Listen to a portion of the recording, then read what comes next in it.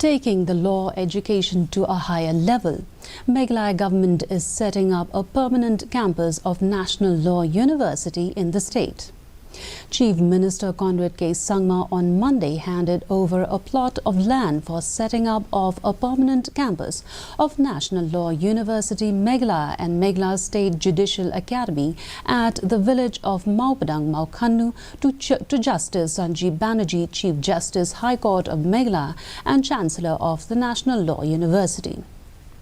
In his address, the Chief Minister said that the educational and professional institutions should not only function as academic institutions but work together with the government to provide solutions. Thank you, Judge High. We are all working towards building and ensuring that this institute would at the end contribute immensely to the state of Meghalaya and to the country as a whole.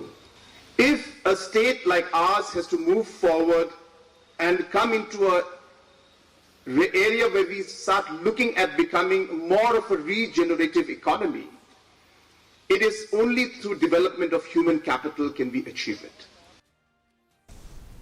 The Joint Action Committee comprising